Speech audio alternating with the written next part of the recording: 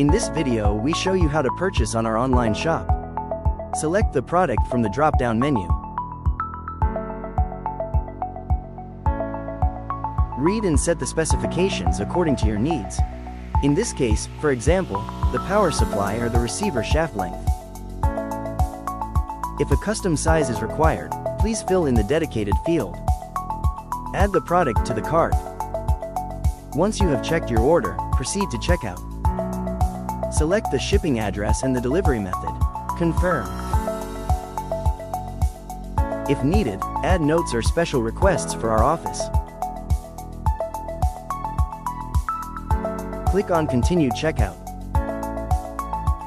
Select your usual payment terms and confirm the order. Once confirmed, you will receive a notification and order confirmation.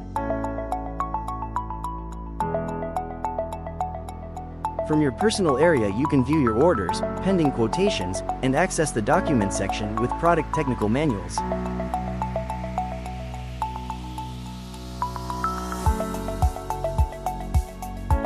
For any questions, our team is available to support you.